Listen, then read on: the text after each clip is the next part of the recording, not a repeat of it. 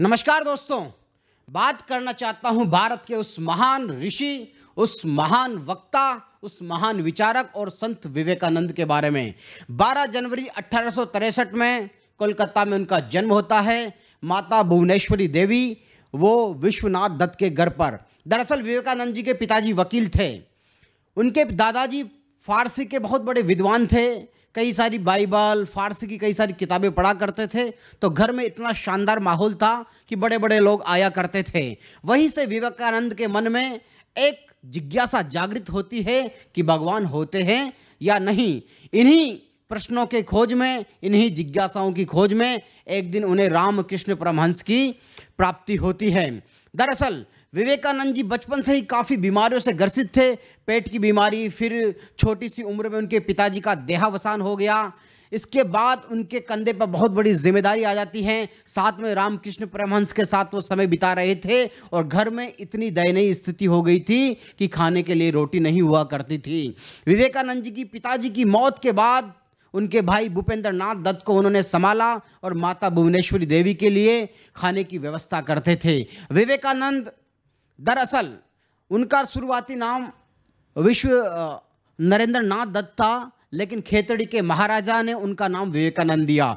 विवेकानंद जिन्होंने कर्म योग, ज्ञान योग और राजयोग की बात की। विवेकानंद वो जिन्होंने 1893 के अंदर शिकागो विश्व धर्म सम्मेलन में पूरी दुनिया को बता दिया कि भारत अध्यात्म में किसी से भी कम नहीं है। दरअसल कहानी शुरू करना चाहता हूं। जब रामकृष्ण परमहंस से मिले तो विवेकानंद ने पूछा कि क्या आपने भगवान को देखा है? तो रामकृष्ण परमहंस ने जवाब दिया कि हाँ, मैंने भगवान को देखा है। जिस तरह तुम्हें देखा है उसी तरह भगवान को देखा है। उसके बाद विवेकानंद ने उनको अपना गुरु मान लिया और दक्षिणेश्वर के अंदर काली माँ की पूजा करने लगे, गुरु की सेवा में लीन रहने लगे। 1886 के अंदर जब रामकृष्ण परमहंस काफ़ी बीमार पड़ गए, दरअसल कहा जाता है कि उनको कैंसर की बीमारी हो गई थी, एक गाल में फफोड़ा हो गया था, इसलिए उनकी मौत हो गई थी। रामकृष्ण परमहंस एक इतने ज़बरदस्त संत, इतने महान संत थे। उन्होंने दरअसल ईसाई धर्म के बारे में गहन जानकारी प्राप्त की। जब वो गिरजाघर भी जाया करते थे तो पादरी का वेश धारण कर लेते थे। मस्जिद जाते थे तो नमाज पढ़ते थे और नमाज पढ़ने के दौरान अल्लाह की इबादत करते थे। और इसी तरह उन्होंने सारे धर्मों का अध्ययन किया और फिर एक निष्कर्ष निकाला। उसी का प्रभाव विवेकानंद के जीवन पर पड़ा।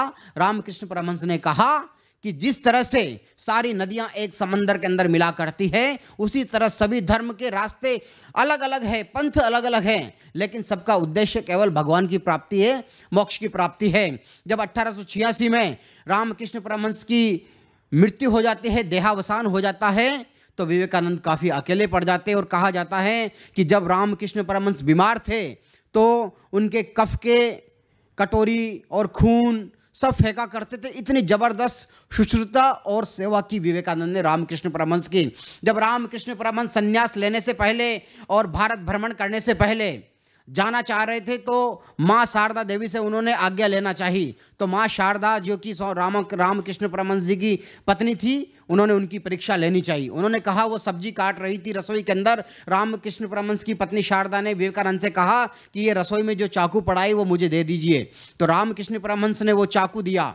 और चाकू लेने के बाद माँ शारदा देवी ने कहा कि तुम जाइए और तुम संन्यास लेने और इस मानवता की भलाई के लिए तुम योग्य हो और तुम सनातन का प्रचार कीजिए। तो विवेकानंद ने कहा कि ऐसा क्या हो गया माता? तो माँ शारदा देवी ने कहा कि तुमने जो मुझे चाकू दिया है वो हैंडल की तरफ से मुझे दिया है, मुझे पकड़ाया है और धार को अपनी तरफ रखा है। तुम कभी किसी का इस दुनिया में नुकसान नहीं कर सकते। तुम हमेशा दुनिया के लिए करुणा, मानवता का प्रचार करोगे, प्रसार करोगे। दरअसल उसके बाद विवेकानंद निकलते हैं, लोगों को जानते। और विवेकानंद जी इतने विशाल हृदय वाले व्यक्ति थे, लोग उन पर आरोप लगाते हैं। अभी कुछ दिनों पहले एक वीडियो वायरल हुआ था, अमोघ लीला प्रभु जी ने जो इस्कॉन से जुड़े हुए हैं, उन्होंने कहा उनका बहुत सम्मान करता हूं कि विवेकानंद ने कहा जौ को जोतो पथ जो को मत, ऐसे कुछ बात बोली। और कहा कि विवेकानंद जी चिलम पिया करते थे, विवेकानंद मछली खाया करते थे। मैं बताना चाहता हूं कि ऐसा कुछ नहीं था। जब विवेकानंद जी जा रहे थे भारत भ्रमण के दौरान तो 2 साधु चिलम पी रहे थे। तो विवेकानंद के मन में कोई जातिवाद, कोई छुआछूत बिल्कुल भी नहीं था, तो उनके बीच बैठ गए और उन्होंने दो कस मारे चिरम के और उनके साथ भाईचारा बढ़ाया। ये थे विवेकानंद। विवेकानंद कोई वेजिटेरियन नहीं थे, नॉन वेजिटेरियन नहीं थे। विवेकानंद मछली, वो वेजिटेरियन बिरयानी खाते थे विवेकानंद जी। विवेकानंद जी शुद्ध शाकाहारी थे और काफ़ी सनातनी थे और सब कुछ मानते थे। दरअसल विवेकानंद के आरोप लगाने से पहले विवेकानंद के बारे में रविंद्रनाथ टैगोर ने कहा है कि अगर भारत को जानना है तो विवेकानंद को पढ़िए। रोमा रोला ने कहा कि दुनिया में विवेकानंद जैसा कोई नहीं हुआ, न तो हुआ था न होगा। विवेकानंद के बारे में नेताजी सुभाष चंद्र बोस ने कहा कि अगर आज विवेकानंद जिंदा होते तो मैं आज उनके कदमों में बैठा होता। वो थे विवेकानंद जिनको पूरी दुनिया अपना आदर्श मानती है। नरेंद्र मोदी से लेकर अटल बिहारी वाजपेयी से लेकर बाल गंगाधर तिलक, सावरकर विवेकानंद को अपना आदर्श मानते हैं। उस सन्यासी ने जिसने भारत की विलुप्त होती जिज्ञासाओं को, विलुप्त होती अपनी शान को और अपनी इज्जत को दुनिया के अंदर बरकरार किया। दरअसल 1893 के अंदर जब शिकागो विश्व धर्म सम्मेलन के अंदर विवेकानंद जी को केवल 2 मिनट का समय मिला था। वो भी एक अमेरिकन प्रोफेसर ने कहा कि चलो हम आपको 2 मिनट का समय देते हैं। तो विवेकानंद जी ने 2 मिनट में अपने वक्तव्य से इतना चमत्कार कर दिया। उन्होंने शुरुआत की भाषण की कुछ इस तरह कि भाइयों और बहनों, जिस तरह से दुनिया की सारी नदियां एक समंदर में आकर मिलती है, उसी तरह विभिन्न धर्म और विभिन्न पंथ आकर इस मानवता के लिए काम करते हैं। यही मोक्ष की प्राप्ति का मार्ग है। इतना कहते ही सभागार के अंदर 7,000 8,000 लोग उपस्थित थे और सब लोग तालियां बजाने लगते हैं, खड़े होकर सम्मान करते हैं। उस वक्त न्यूयॉर्क हेराल्ड और न्यूयॉर्क टाइम्स ने लिखा विवेकानंद के बारे में, जो लिखा वो आपको आश्चर्यचकित कर देगा। उन्होंने लिखा कि हम लोग मूर्ख हैं जो मिशनरी इंडिया के अंदर भेज रहे हैं। जिस भारत से इतना महान, इतना ज्ञानी संत रहते हो, वहां पर मिशनरी भेजना मूर्खता है। उसके बाद 3 साल विवेकानंद ने लंदन के अंदर बिताए, कहीं कनाडा के अंदर बिताए। उनको जगह जगह भाषण देने के लिए बुलाया गया और भाषण देने के बाद में एक चमत्कारी घटना होती है। विवेकानंद स्त्री का कितना सम्मान करते थे और कितने जबरदस्त मातृत्व का भाव रखते थे। विवेकानंद के भाषण देने के बाद एक सुंदर सी युवती विवेकानंद के पास आती है और कहती है कि स्वामी जी, आई वाना मैरी विद यू, मैं आपके साथ शादी करना चाहती हूँ। तो विवेकानंद आश्चर्य हो गए। उन्होंने कहा कि आप मेरे साथ शादी क्यों करना चाहती हूँ? युवती ने कहा कि मुझे आपसे शादी करके आप जैसा तेजस्वी और ओजस्वी पुत्र की प्राप्ति करनी है। विवेकानंद ने कहा, बहना मुझे क्षमा कीजिए, मैं ब्रह्मचारी हूँ। मैं ऐसा करता हूं कि मैं आज से ही आपको माता मान लेता हूं, आप मुझे बेटा मान लीजिए, आपका उद्देश्य भी पूरा हो जाएगा और जो मेरे नियम है, मेरे संकल्प हैं, वो भी पूरे हो जाएंगे। यह था विवेकानंद। विवेकानंद एक सभा के अंदर भाषण देके लौट रहे थे। वहां पर एक अंग्रेज आया। उन्होंने कहा कि आपने क्या चोगा पहन रखा है, क्या वलकल धारण कर रखा है, गेरवा रंग का वस्त्र पहन रखा है। और तो वो कहता है कि हमारे यहाँ जेंटलमैन, अंग्रेज कहता है कि हमारे यहाँ जेंटलमैन की पहचान कपड़ों से होती है। विवेकानंद उसको करारा जवाब देते हैं। विवेकानंद कहते हैं कि हो सकता है महाशय, हो सकता है महोदय, तुम्हारे देश के अंदर जेंटलमैन कपड़ों से बनता होगा, लेकिन मेरे देश के अंदर चरित्र से और करैक्टर से जेंटलमैन बनता है। ये थे विवेकानंद। और विवेकानंद को एक अंग्रेज से, जब वो लाइब्रेरी से पढ़ के निकल रहे थे, तो एक अंग्रेज उनसे पूछता है कि Vivekananda, how are you Vivekananda? वो जवाब देता है कि मैं ठीक हूँ। कह रहे, फिर अंग्रेज ने सोचा कि मैं अंग्रेजी में बात कर रहा हूँ, ये हिंदी में जवाब दे रहे हैं। फिर उनको लगा कि विवेकानंद को शायद अंग्रेजी नहीं आती है। फिर उन्होंने कहा कि विवेकानंद जी आप कैसे हो? तो विवेकानंद ने जवाब दिया, आई एम फाइन। अंग्रेज ने कहा कि आप ऐसा क्यों कर रहे हो? जब मैं इंग्लिश में बात कर रहा हूँ तो आप हिंदी में जवाब दे रहे हो, और जब मैं हिंदी में बात कर रहा हूँ आप इंग्लिश में जवाब दे रहे हो। विवेकानंद उनको शानदार जवाब देते हैं। विवेकानंद कहते हैं कि आप अपनी मातृभाषा में सवाल कर रहे थे, मैं मेरी मातृभाषा में जवाब दे रहा था। आप अपनी मातृभाषा में सवाल कर रहे थे, मैं अपनी मातृभाषा में जवाब दे रहा था। ये थे विवेकानंद। और विवेकानंद के बारे में कहा जाता है कि इनकी फोटोग्राफिक मेमोरी थी। जब वो लाइब्रेरी में किताब लेके आते थे, दूसरे दिन दे के आते थे, तो एक एक पेज नंबर, एक एक लाइन उनको याद हुआ करती थी। इसलिए पूरी दुनिया ने उनको साइक्लोनिक हिंदू कहा।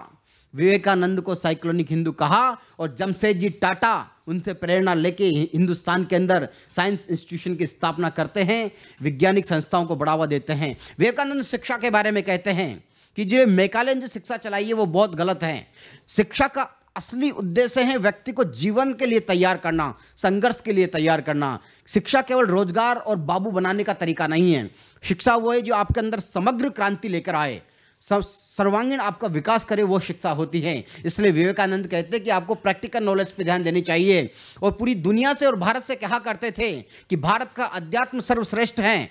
अमेरिका के अंदर, विदेश के अंदर, पश्चिमी देशों के अंदर विज्ञान अच्छा है, तो हम वहाँ से विज्ञान लेंगे और दुनिया को अध्यात्म देंगे, तब जाके ये दुनिया बहुत खूबसूरत बनेगी। विवेकानंद जी एक वाकया में कहते हैं कि अगर एक तरफ भगवत गीता हो, एक तरफ फुटबॉल हो, तो मैं फुटबॉल खेलना ज़्यादा पसंद करूंगा, क्योंकि मुझे कर्म में विश्वास थे। विवेकानंद ने 3 किताबें लिखी, ज्ञान योग, कर्म योग, राजयोग। विवेकानंद कहते हैं कि व्यक्ति का जो कर्म है वो ज्ञान से युक्त होना चाहिए। जो ज्ञान योग कर द्वारा ही, कर्म योग से ही व्यक्ति को मोक्ष की प्राप्ति होती है। वो निर्विकल्प समाधि की बात करते थे और हमेशा कर्म पे जोर दिया करते थे। 2 किताबें पूरी जिंदगी में उनके साथ रही, the imitation of the Christ and Bhagavad Gita. और भगवत गीता का उन्होंने उस पर टीका लिखी, उसका एक्सप्लेनेशन किया और पूरी दुनिया को उसका सार समझाया। वो कहते हैं कि जो विषाद योग है, भगवत गीता के बारे में इतना अच्छा एक्सप्लेनेशन देते हैं, उसी से प्रेरणा लेके बाल गंगाधर तिलक ने गीता सार लिखा। विवेकानंद अपने आप में अद्भुत थे और खासकर आज के युवा जो संघर्ष कर रहे हैं उनके लिए विवेकानंद काफ़ी अच्छे मैसेज देते हैं। विवेकानंद उपनिषद से एक वाक्य उठाते हैं और कहते हैं, उत्तिष्ठ जाग्य प्राप्ति वरानी बोधतः। अंग्रेजी में से कुछ यूं कहा, arise awake and stop not until the goal it's reached. उठो जागो और जब तक मत रुको, जब तक लक्ष्य की प्राप्ति ना हो। ये विवेकानंद थे। विवेकानंद कहते हैं, strength is the power, weakness is the death, कि शक्ति ही जीवन है और कमजोरी मृत्यु है। विवेकानंद आज के युवाओं से और छात्रों से कहते हैं कि किसी भी लक्ष्य को अगर प्राप्त करना है तो नस नस में उसके बारे में सोचे, खाते वक्त, पीते वक्त, सोते वक्त उस सपने को जिए और उसके बारे में सोचे। विवेकानंद कहते हैं कि संघर्ष जितना बड़ा होगा, जीत उतनी ही शानदार होगी। और कहा कि अगर जीते संघर्ष करोगे, अगर जीते तो लीड करोगे, अगर हारे तो गाइड करोगे, या यूं कहूं कि जीते तो विजेता बनोगे, नेता बनोगे, और हारे तो मार्गदर्शक बनोगे। विवेकानंद के बारे में कवि कविता, एक भारत की बहुत प्रसिद्ध कवियत्री वो लिखती हैं कि कथानक व्याकरण समझे तो सुर भी छंद हो जाए, फिर से सुगंधित मकरंद हो जाए, अय युवा पीढ़ी संभल के तुम सब विवेकानंद हो जाए। ये थे विवेकानंद। विवेकानंद कहते हैं कि व्यक्ति को कोई भी अगर नया कार्य करता है तो 3 अवस्थाओं से गुजरना पड़ता है। सबसे पहले उसका विरोध होता है, फिर मजाक उड़ाई जाती है, फिर उसको स्वीकार किया जाता है। और विवेकानंद आज के पाखंड पे कहते हैं, आज जितना भी पाखंड फैला हुआ है ढोंगी बाबाओं के द्वारा, विवेकानंद कहते हैं कि कोई भी व्यक्ति आपको आध्यात्मिक नहीं बना सकता, धार्मिक नहीं बना सकता, जब तक आप अपने आप से न जुड़ो, अपनी आत्मा से न जुड़ो। और विवेकानंद कहते हैं कि आदमी को खुद के लिए समय देना चाहिए। क्यों? क्योंकि अगर आप एक दिन में खुद से बात नहीं करते हो तो आपने दुनिया के सबसे महत्वपूर्ण और सबसे खूबसूरत व्यक्ति से मुलाकात मिस कर दी है। वो विवेकानंद कहते थे। विवेकानंद कहते हैं कि जैसा सोचोगे वैसा बनोगे। लोग कहते हैं कि ये सोचिए, वो सोचिए, इस पे विश्वास कीजिए, उस पे विश्वास कीजिए। मैं कहता हूं कि तुम अपने आप पे विश्वास करो, फिर जिंदगी में इतना चमत्कार होगा कि तुम कल्पना नहीं कर सकते। ये विवेकानंद कहते हैं कि तुम जैसा सोचोगे वैसा ही बन जाओगे। कमजोर समझोगे अपने आप को तो कमजोर बन जाओगे, और ताकतवर समझोगे तो ताकतवर बन जाओगे। विवेकानंद के वाक्य 1800 भारत की आज़ादी के संग्राम में 1947 में उनका मार्गदर्शन करते हैं। गांधी का, नेहरू का, सुभाष चंद्र बोस का, सावरकर का, सबका, सरदार वल्लभ भाई पटेल का, और एपीजे अब्दुल कलाम साहब तो कहते हैं कि इस पूरी दुनिया के अंदर विवेकानंद जैसा न तो कोई हुआ था, न कोई हुआ है, नहीं होगा। विवेकानंद इतने महान त्यागी संत जिन्होंने युवाओं के लिए, विवेकानंद की एक ऑटोबायोग्राफी है जो शंकर ने लिखी, उसमें उन्होंने बिल्कुल विवेकानंद के पूरे परिवार के बारे में कहा कि इनकी बहनों ने आत्महत्या कर ली थी। इनका भाई भूपेंद्र नाथ दत्त था जिसने भी काफ़ी कष्ट सहा, और इनकी माताजी का देहांत जब 4 जुलाई 1902 में विवेकानंद जी का देहावसान हो गया था, और फिर उसके कुछ साल बाद उनकी माता भुवनेश्वरी देवी की मृत्यु हो गई थी। तो उनके बारे में कहा जाता है कि विवेकानंद ने इतनी गरीबी सही है, इतने मुकदमे झेले, उनके परिवार की हालत पिताजी की मृत्यु के बाद अच्छी नहीं थी। और कहा जाता है कि जब विवेकानंद भीख मांगने जाते थे तो इतनी सड़ी सड़ी सूखी रोटियां मिलती थी कि उनको खाते थे तो उससे दांतों से खून निकल आता था। पानी में गला के खाते थे क्योंकि खमीर नहीं मिलाया जाता था रोटियों के अंदर। विवेकानंद ने इतना संघर्ष किया है। विवेकानंद कभी एसी के अंदर फॉर्च्यूनर में नहीं घूमे। विवेकानंद इस देश के लिए, मानवता के लिए त्याग किया है। और विवेकानंद पे आरोप लगाने वाले, विवेकानंद का मजाक बनाने वाले लोग, ये सुन लीजिए कि विवेकानंद होना आसान नहीं है। विवेकानंद का केवल एकमात्र उद्देश्य था हिंदुस्तान को पुनः उस वैद उपनिषदों के देश की तरफ ले जाना जहां पे ज्ञान का अकुत भंडार है, भगवत गीता जैसा महान ग्रंथ है। आज के युवा हताश है, निराश है, उदास है, वहां पे विवेकानंद के एक एक लाइन, एक एक कोटेशन काम आता है। तो विवेकानंद कहते हैं, उठित जागे प्राप्ति वराणी बोधत, उठो जागो और जब तक मत रुको जब तक लक्ष्य की प्राप्ति ना हो। आपका अपना रामावतार नागर। वीडियो अच्छा लगे तो शेयर कीजिएगा, सब्सक्राइब कीजिएगा। जय स्वामी विवेकानंद, जय भारत, जय हिंद, वंदे मातरम।